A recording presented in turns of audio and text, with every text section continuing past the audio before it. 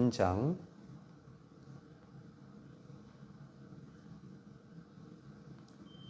24절입니다. 제가 봉독해 올리겠습니다. 그의 계명을 지키는 자는 주 안에 거하고 주는 그의 안에 거하시나니 우리에게 주시는 성령으로 말미암아 그가 우리 안에 거하시는 줄을 우리가 아느니라. 아멘. 여러분, 우리 성도들의 영적으로 승리하는 비결이 어디 있을까요? 또 딜레마에 빠지지 않는 비결이 어디 있을까요? 이 딜레마라고 하는 말은 함정입니다. 수렁이라고도 얘기를 하고요. 그래서 이렇게 딜레마에 빠지지 않는 비결은 어떻게 보면 그 세상을 보고 내 환경을 보고 사람을 보고 주변을 보면 우리는 영향을 받게 되어 있습니다. 그래서 그 영향을 받게 되면은 이 두려운 마음이 오고 또 공포도 오고 또 서운한 마음 또는 우울한 마음, 이런 마음들이 우리 안에 잡히게 되죠. 그런데 여기서 이게 한마디로 말하면 딜레마입니다. 근데 이것을 저는 우울, 슬픔, 두려움, 서운, 또 이런 여러 가지 이런 감정들을 저는 이 함정이라고, 수렁이라고 생각을 합니다. 수렁. 그런데 이 수렁은 수렁에 이제 제가 이렇게 빠져보면 이 수렁은 그렇게 유쾌한 곳이 아닙니다. 또 밝은 곳도 아닙니다. 이것은 기쁜 것도 아닙니다. 다 한결같이 어두침침하다는 거죠. 그리고 내가 그 안에 빠져버리게 되면 캄캄하지요. 그러면 여기서 우리가 이런 수렁에 빠지지 않는 비결이 어디 있을까요? 아니, 거기서 먼저 빠져 있다면 헤어나올 수 있는 비결은 분명히 있습니다. 그것은 우리가 기도를 하기 시작을 하면, 기도를 하잖아요. 기도를 하면 이런 수렁에서 나오게 돼 있어요. 왜냐하면 우리 올라오다 보면은 이제 교회 안에 이제 그 성경 구절을 써놨잖아요. 요한일서 1장 7절, 그죠? 이제 하도 해서 이제 다 외우시죠. 그런데도 여러분이 못 외우시는 것은 마음이 그만큼 가있지 않기 때문에 그래요. 그가 빛 가운데 계신 것 같이, 빛 가운데 계신 것 같이, 빛 가운데 행하면 우리가 서로 사귐이 있고, 우리의 모든 불의에서 깨끗하게 하시고 모든 죄에서 깨끗하게 하시는 거예요. 근데 여기 보니까 주님은 빛 가운데 계셨어요. 주님은 이런 수렁에 단 한 번도 빠져보신 적이 없어요. 근데 딱 한 번, 십자가 위에서. 어쩌면 우리 주님은요, 여기서 근데 그 십자가 위에서, 그것도 주님은 그 수렁이 아니었어요. 하나님 아버지께서 얼굴을 돌리시니까. 그것으로 인해 예수님은 돌리신 적이 없어요. 하나님 아버지께서 얼굴을 돌리심으로 인해서 하나님의 은혜가 딱 끊어지면서부터 이제 그때부터는 완전히 어두움, 흑암이잖아요. 그런데 그것조차도 우리 주님은 견디고 계셨던 거죠. 오늘 저는 여러분이 이런 수렁에서 헤어나오는 비결은 여러분 예수님을 믿는 것입니다. 그래서 기도하는 순간에 여러분이 기도하면 바로 주님과 교제가 이루어지기 시작합니다. 이 사귐이라는 단어가 교제거든요. 그래서 요한일서 1장 7절에 빛 가운데 계신 것 같이 빛 가운데 행하면 서로 사귐이 있다. 이 서로 사귐이라는 것은 뭘까요? 그래서 여러분 누구를 사귀느냐에 따라서 영향을 받게 되어 있습니다. 우리 학생들도 여러분 아시죠? 그 맹모 삼천지교 아시죠? 그래서 이 자녀들도 어떤 친구를 만나느냐에 따라서 영향을 받아요. 노는 친구를 만나잖아요. 그러면 내 자녀도 그 아이를 따라서 놀게 돼 있어요.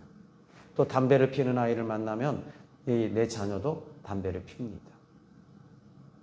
마찬가지입니다. 여러분, 기도하는 이 교회에서도요, 이 불평하는 집사님하고 불평하는 성도하고 딱 이 붙으면요, 불평하게 되어 있어요. 또 너무 기복적인 성도를 만나게 되면 또 기복적으로 흘러가요. 그래서 또 여러분이 이 말씀 중심으로 기도하고 사랑이 많은 사람과 교제를 가지면 나도 사랑이 많아지는 그런 영향을 받게 되어 있습니다. 특히 이 담임 목사도 마찬가지입니다. 기도하는 목사님을 만나게 되면 성도들도 기도해요. 또 여러분에게 제가 계속 말씀을 암송하게 하죠. 그 이유는요, 이 말씀을 암송하는 목사라면 성도들도 그 등살에 말씀을 암송할 수밖에 없어요. 그래야지 사니까요. 그래야지 여러분 수렁에서 건져 나오니까. 이 깊은 수렁에 빠져 있는데 이 깊은 수렁에서 우리가 나올 수 있습니까? 나올 수 없어요. 근데 저 같은 경우에는 이 기도를 해봤어요. 그냥 무작정 기도를 했어요. 근데 그러다가 어느 날 제가 우울한 마음이 왔는데 이것이 바로 귀신이었다는 걸 몰랐어요. 사단이었다는 걸 몰랐어요. 그 다음부터는 이것을 제가 분별하기 시작을 했어요. 이런 것들이 딱 올 때는 내가 지금 그런데 기도가 부족하구나 라도 알게 돼 있고 또는 기도가 넉넉한데도 나도 모르게 이렇게 우울한 감정이 오면 깔아지게 되고 좌절하게 되고 절망하게 되고 원망하게 되고 불평하게 되고 미워하게 되고 서운하게 되고 이런 것들이 막 깔아져 복합적으로 오면 그때부터는 그냥 자는 거야. 그때 이 부분을 하나님께서는 이 부분을 조명해 주셨어요. 그래서 빛 가운데 드러내 주시더라고요. 그래서 수렁에서 나오는 비결은 여러분에게 빛이 임하면 되는 거예요. 그래서 주님은 빛이십니다. 주님은 빛이십니다. 그래서 이 빛이신 주님이 주님과 교제를 가지고 사귐이 있으면 여러분 빛은 이제 소멸되고 사라지기 시작합니다. 그래서 저는 지금까지 목회를 하면서 이와 같이 그 어둠 가운데 있는 그 형제나 자매들을 보면 그들을 위해서 중보 기도를 하잖아요. 그러면요, 이 중보 기도하는 가운데서도 그 어두움이 이렇게 소멸되는 것을 제가 보게 됩니다. 근데 이것은 한계가 있더라고요. 여러분, 제가 중보 기도할 때 성령께서 역사하시죠. 그러나 여러분 자신이 기도하는 것이 제일 중요해요. 그래서 한번 여러분들이 오늘 이 시간에 지금까지 내가 이렇게 딱 살아오면서 이런 부분에 대해서 이런 수렁이 빠졌을 때 기도했을 때와 기도하지 않았을 때의 차이를 보고 전에도 말씀을 드렸습니다마는 이 안수 집사님 한 분이 그렇게 힘들게 했어요. 그런데 몇 달을 한 1년 가까이 너무너무 힘들게 했어요. 그래서 그분 의자에 앉아서 계속 기도를 해본 거예요. 기도하는데 이분이 달라지는 거예요. 괴롭히지 않는. 뒤에서 비방하지 않고 이 뒤에서 작업 안 해요. 그래서 이걸 보면서 이건 영적 싸움이었구나. 그래서 하루는 그분 자리에서 기도를 안 해봤어요. 근데 역시 또 이분이 문제를 일으켜요. 이거는 이분에게는 지금 사단의 영향을 받고 있구나. 이건 사단이구나. 그러니까 그분이 사단이라는 게 아니라 사단의 영향을 받으니까 이분의 이 심령 자체가 그것을 모르는 거죠. 근데 그때 당시에 저는 그때 이제 알게 된 거죠. 그래서 또 어떤 성도님들을 놓고 기도하면 우울한 마음이 이렇게 잡혀 있는 분들이 계세요. 근데 그분들을 위해서는 중보 기도를 하면 이 중보 기도할 때 바로 주님은 빛이시기 때문에 그분을 예수님과 연결해서 그냥 그 자리에 가서 이렇게 기도해요. 지금 나라와 민족을 위해서도 마찬가지입니다. 주님과 연결해서 기도합니다. 주님과 연결해서 기도하면 이게 바로 믿음 기도고 말씀 기도고 능력 기도입니다. 이런 부분들을 이제 혹자들은 관상 기도라고 얘기를 하는데 그래 그림을 그려서 하는 기도라고. 근데 그것도 그림을 그려도 그거는 믿음입니다. 그림을 그려서 또 어떤 권사님은 그러셨대죠. 이 어떤 집사님은 남편이 예수님 믿잖아. 그래서 남편 신발을 가지고 왔대요. 신발 가지고 와서 남편 여기 딱 갖다 놓고 여긴 남편 자리야. 해놓고 거기다 딱 놓고 계속 기도하면서 그리고 나서는 이 남편을 보고 계속 기도했대. 근데 남편이 어느 날 그러더래요.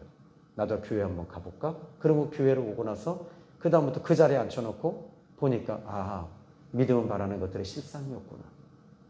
보이지 않는 것들의 증거였구나. 여러분, 내 자녀들도 마찬가지입니다. 여러분, 하나님께서 이스라엘 백성들을 보시면 이스라엘 백성들이 그 홍해의 문제 앞에서 이미 홍해를 하나님 보시는 것이 아니라 모세에게 광야를 보게 하신 거죠.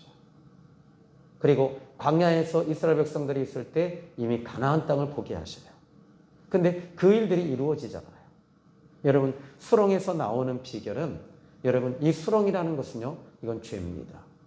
근데 우리가 미움, 서운, 낙심, 원망, 비방, 그리고 이 우울, 이게 죄라고 생각을 안 해보고 있다는 거죠.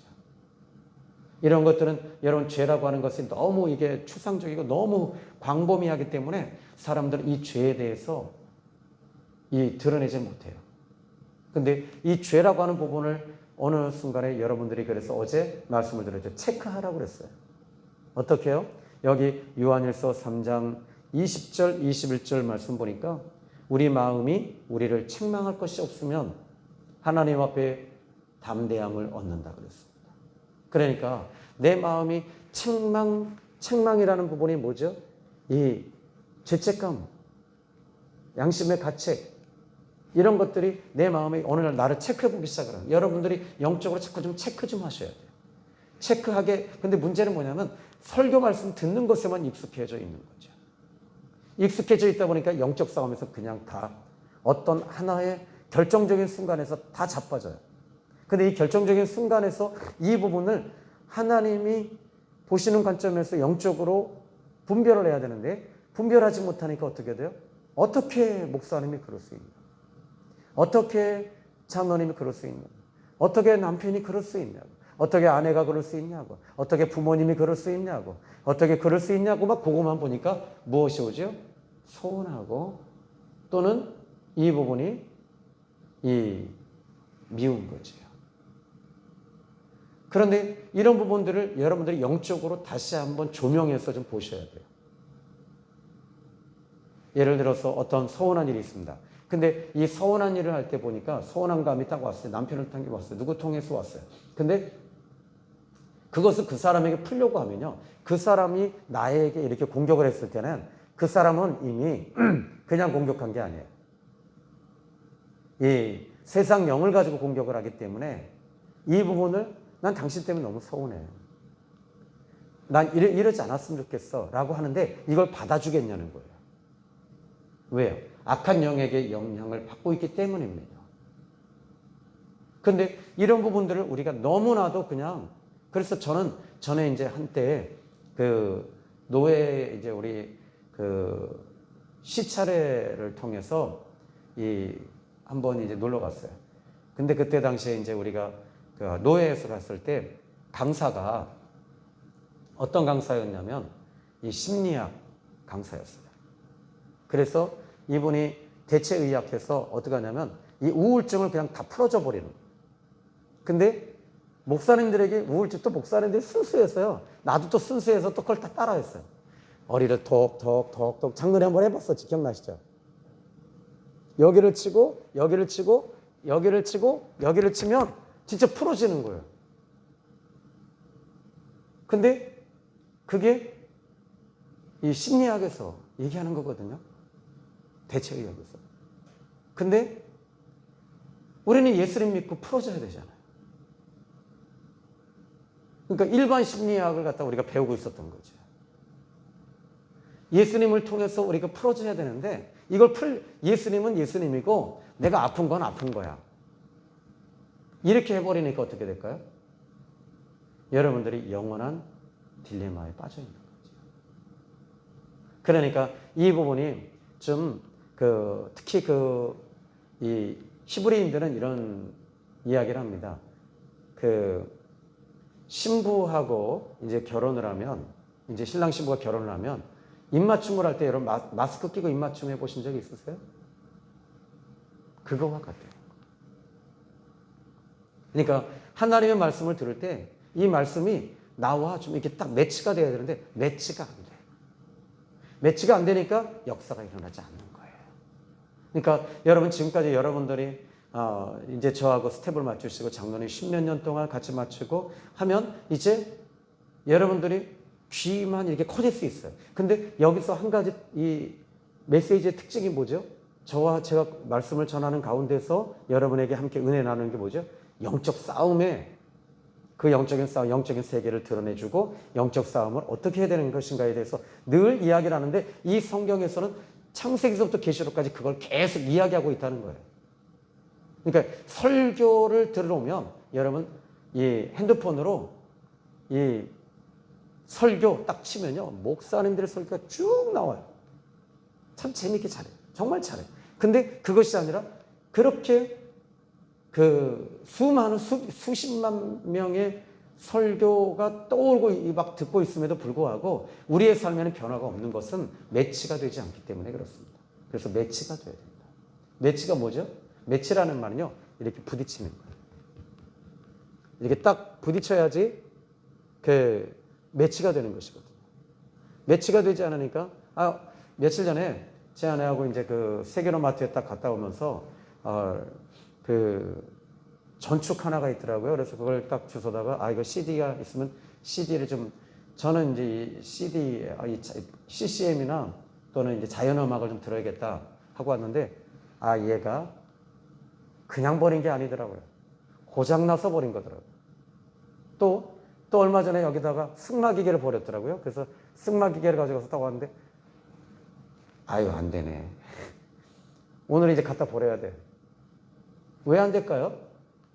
뭔가 지금 거기에 접촉 불량이 있거나 아니면은 이 계기판이 그 전자 계기판이 거기가 고장이 나서 그래요.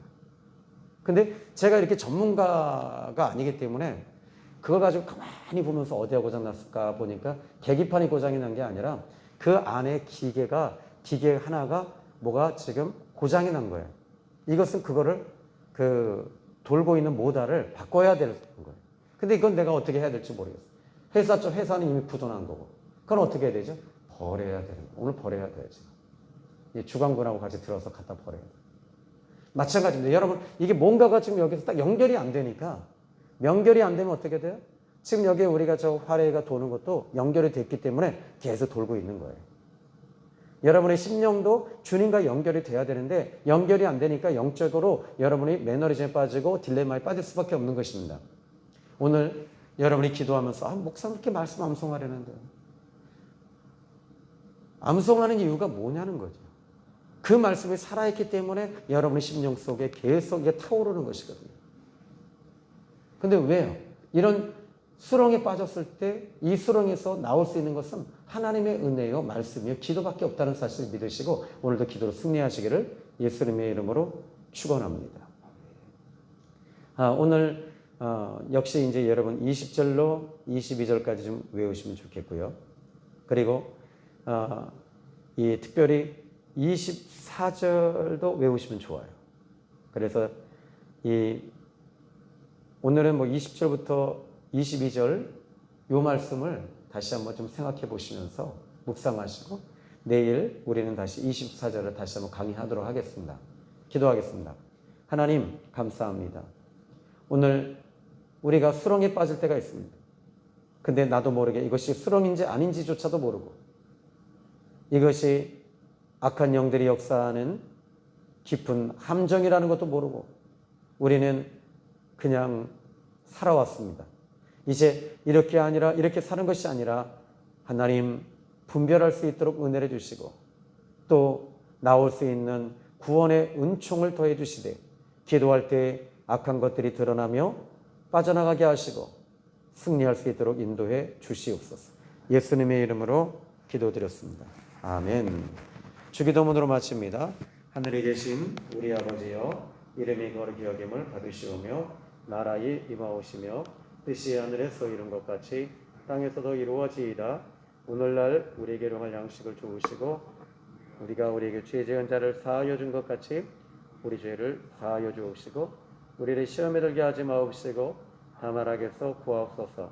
대개 나라와 권세와 영광이 아버지께 영원히 있사옵나이다. 아멘.